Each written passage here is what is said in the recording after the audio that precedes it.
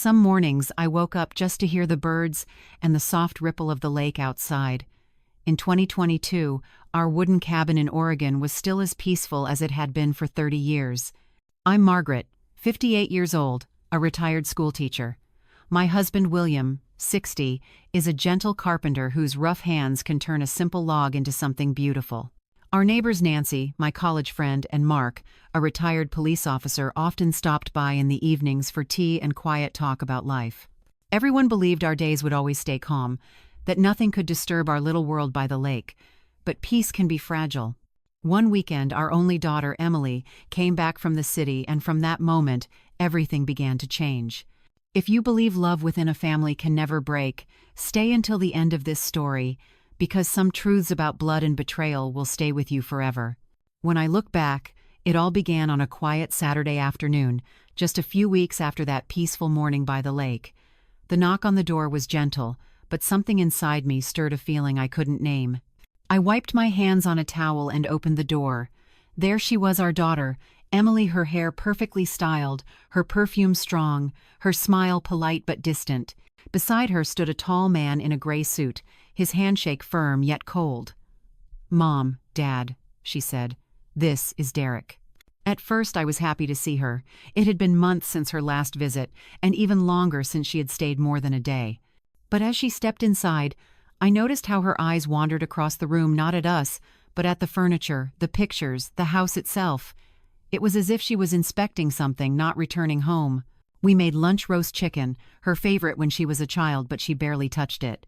Derek, on the other hand, spoke endlessly about opportunities, investments, and the value of property around lakes. I tried to smile, pretending I understood his big words, but my stomach tightened with each sentence. Later, while William and Derek talked on the porch, I found Emily in the living room, standing in front of the window, looking out at the lake. "You used to love fishing there with your father," I said softly. She didn't turn around. "People change, Mom. Dreams change." Her voice was calm, but something cold ran through it. That night, after they left for a hotel in town, I sat by the fire with William. "She's different," I whispered. He put his arm around me, his voice steady. "She's our daughter, Maggie. She just wants to help." But his eyes didn't match his words. There was doubt there, small, hidden, but real. The next morning they came for breakfast. Emily smiled wider than before, almost too wide. "Mom," she said, "Derek thinks we should help you to simplify things. You don't need all this space anymore. Maybe sell the cabin? Move closer to town?" Her tone was sweet, but the words cut deep. I laughed it off, tried to change the subject, but inside I felt something break. Nancy, our neighbor, dropped by later that afternoon and immediately sensed my unease. "You look pale, Margaret? Everything all right?"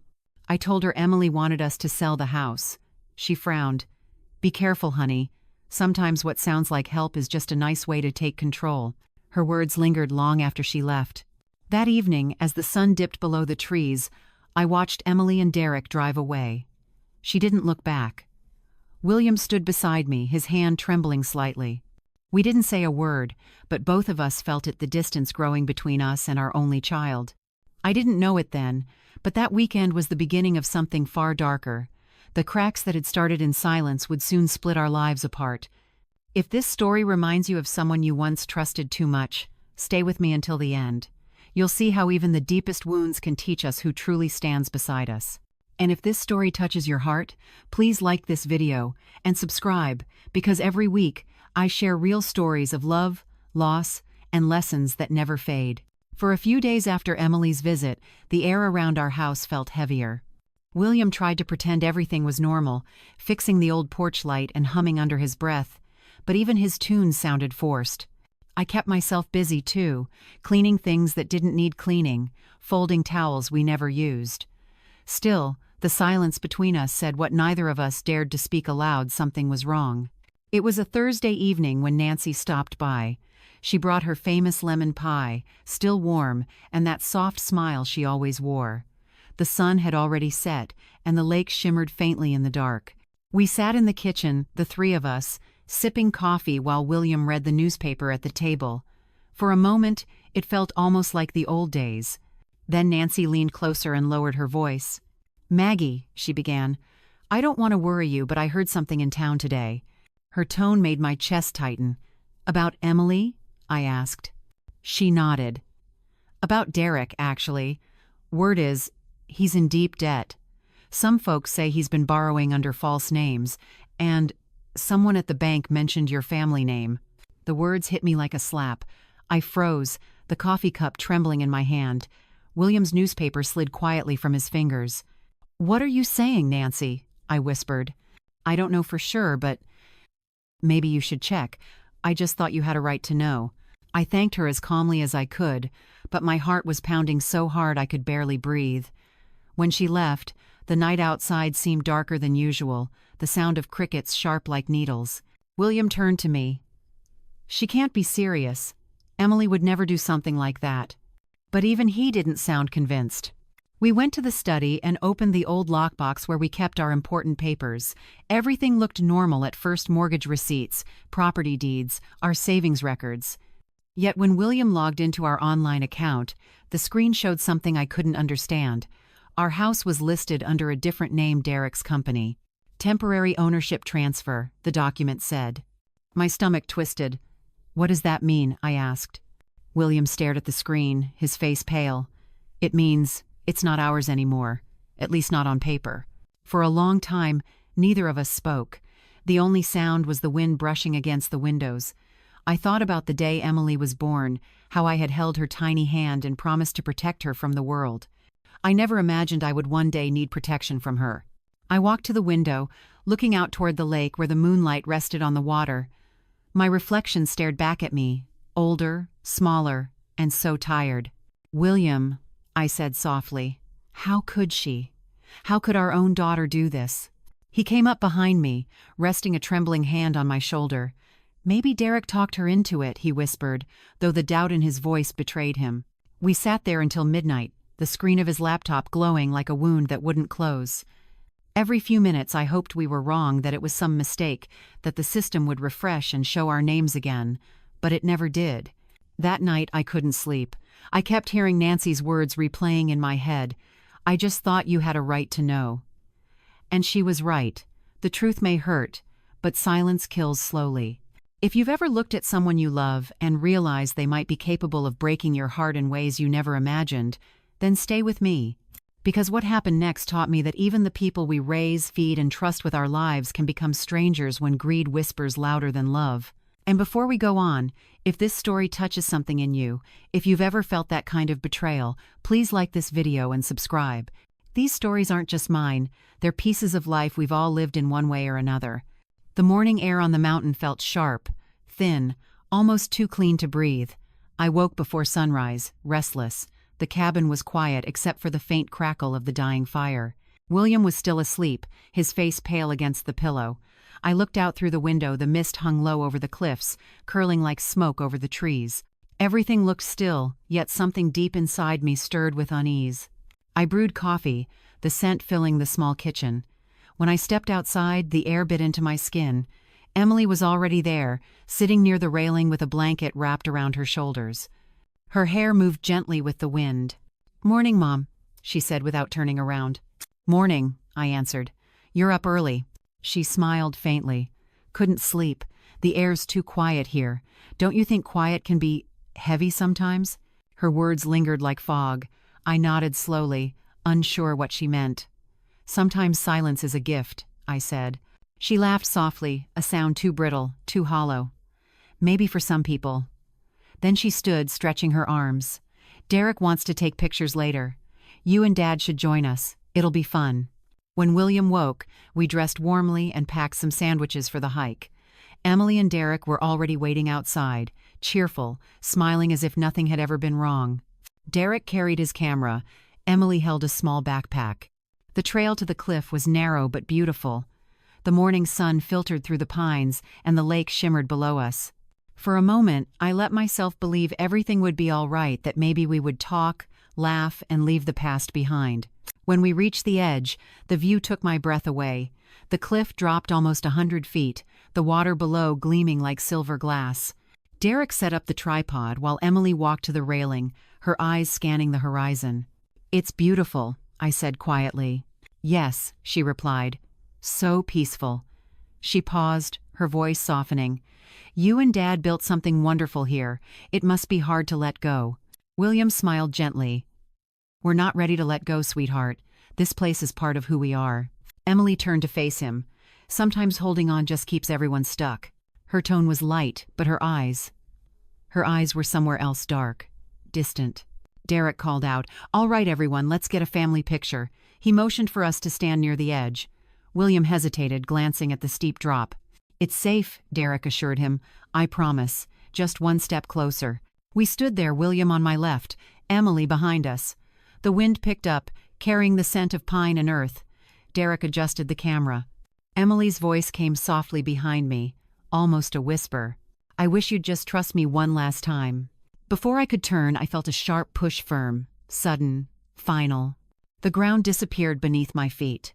The world spun in silence except for the rush of wind screaming past my ears. My hands clawed at nothing but air. I heard William shout my name, his voice lost in the roar of the fall. Then impact, pain, darkness. When I opened my eyes, everything hurt. My head throbbed, and the taste of blood filled my mouth. Above me, I could see the thin slice of sky through jagged rocks. My body had landed on a narrow ledge, half covered in dirt and leaves. I tried to move, but agony shot through my legs. "William," I called out, my voice barely a breath. "I'm here," he answered weakly. His face appeared above me, one arm clinging to a thick root jutting out from the cliff wall. His shirt was torn, his hands bleeding. Somehow, he had caught himself before falling all the way down. "Don't move," he whispered. "Just stay still." I looked up again, dizzy from pain. Above us, faint figures moved near the edge, Emily and Derek. My heart stopped. They were looking down, searching. William's grip tightened. "Maggie, play dead," he breathed. "Don't move. Don't make a sound." I froze. I could barely breathe as pebbles trickled down beside us. Emily's voice echoed faintly. "Do you see them?" "No," Derek said. "They must have hit the water." Silence followed. Then footsteps. Fading. I didn't cry. I couldn't. My heart had already shattered into pieces too small to hold. Minutes passed, maybe hours. Time didn't feel real anymore. My body ached, but I didn't dare move. I could hear William's breathing, slow, shallow, but steady. The air smelled of dust, sap, and iron. As the sun lowered, light filtered through the trees above, turning everything gold. I looked at William's face, pale, determined, and filled with a pain deeper than any wound. He whispered again, his voice shaking. "She didn't mean it, Maggie. She couldn't have meant it." But deep down, we both knew. We stayed there, clinging to life, until night began to fall. The wind grew colder, and the shadows swallowed the forest. Every breath felt like glass, every heartbeat a battle. I closed my eyes, praying not for rescue, but for understanding. What makes a child turn against the hands that raised her? What happens inside a heart when love turns to greed? I wanted to hate her. I wanted to scream. But all I could do was lie there beside the man who still held me, whispering my name, refusing to let go even as the darkness closed in. And in that moment, I realized something I would carry forever. Sometimes, the deepest pain doesn't come from falling, it comes from knowing who pushed you. The forest grew silent again, the world holding its breath, as if even nature was mourning what had just been lost. The morning on the mountain was too still, the kind of silence that presses against your skin. I woke before dawn, restless, uneasy. The fire had burned down to soft embers, and the smell of ash hung in the air. William was still asleep beside me, his face pale and calm. I looked out the window, a low mist curled over the cliffs, floating like breath over the trees. I made coffee to quiet my nerves. When I stepped outside, the air cut through me like glass. Emily sat by the railing, wrapped in a blanket. Her hair fluttered with the wind, her eyes fixed on the horizon. "Morning, Mom," she said, not turning. "Morning," I answered. She smiled faintly. "It's too quiet here. Don't you think silence can be heavy?" I didn't know what to say. "Sometimes silence is peace," I whispered. She laughed softly, but there was no warmth in it, maybe for some people. Then she stood. "Derek wants to take pictures later. You and Dad should come." When William woke, We packed our lunch and followed them down the trail. The morning light broke through the pines, painting everything gold. The lake shimmered below, calm and endless. For a moment, I let myself believe things were healing. The view from the cliff was breathtaking, steep, wild, almost unreal. Derek set up his tripod while Emily leaned against the railing. "It's beautiful," I said quietly. "Yes," she replied. "So peaceful." Then after a pause, "You and Dad built something wonderful here. It must be hard to let go." William smiled. "We're not ready to let go, sweetheart." Her voice softened. "Sometimes, holding on keeps everyone trapped." Then Derek called, "Let's take a family picture." Just a bit closer to the edge. We stepped forward. The wind rose, carrying the scent of pine and dust. Emily moved behind us. "I wish you'd just trust me one last time," she whispered. Before I could turn, there was a shove firm, final. The ground vanished. Wind roared past my ears. I felt William's hand reach for mine, then the world went black. When I woke, my body screamed with pain. My legs were numb. My mouth tasted of blood. I saw sky between jagged rocks and heard a voice above me. "I'm here," William called, clutching a root. His shirt was torn, his hands raw. "Don't move," he whispered. "Maggie, play dead." I froze. Above us, faint shadows moved Emily and Derek. "Do you see them?" she asked. "No," Derek said. "They must have hit the water." Their voices faded. William's breathing was slow, steady. The air smelled of dirt and sap. As the sun set, gold light touched his face. "She didn't mean it, Maggie," he said weakly. "She couldn't have meant it." But we both knew she did. And in that moment I learned, the worst pain doesn't come from falling, it comes from realizing who pushed you. When I opened my eyes again, the world was quiet except for the faint hum of hospital machines. The light above me was soft and white, like morning fog. My body ached in places I didn't know could hurt. For a few seconds I didn't remember where I was. Then it all came rushing back: the cliff, the fall, Emily's voice, and William's whisper. Beside me, a familiar face appeared. "You're safe now, Margaret," said a deep voice. It was Mark, our old neighbor, the retired police officer. His clothes were dusty, and a thin cut ran across his forehead. "You're lucky," he said, his tone trembling slightly. "I wasn't even supposed to hike that trail today. Something told me to go." I wanted to speak, but my throat was too dry. I looked toward the other bed. William was there, bandaged and pale, his hand resting weakly on his chest. When his eyes opened and found mine, I saw everything we had lost and somehow everything we had survived. Later, Nancy came. Her eyes were red, her voice gentle but urgent. "Maggie," she whispered, "Emily's coming to see you. I don't think she knows you're awake yet. We need to be careful." From her purse, she pulled out a small recorder. "Let's find out what she really feels." I hesitated. Even after everything, part of me didn't want to believe the truth. "She's still my daughter," I said softly. Nancy squeezed my hand. "Then let her prove it." An hour later, Emily walked in. She wore black sunglasses and carried a bouquet of lilies, white, pure, almost mocking. Her smile was fragile. "Mom," she said. "Dad, I was so worried." I didn't answer. My eyes were half closed, pretending to drift in and out of sleep. Nancy sat quietly in the corner, knitting, the recorder hidden under her scarf. Emily sat down beside my bed and touched my arm. "You scared us," she murmured. Then, after a pause, her voice dropped, colder. "If you had just signed the papers, none of this would have happened." The room froze.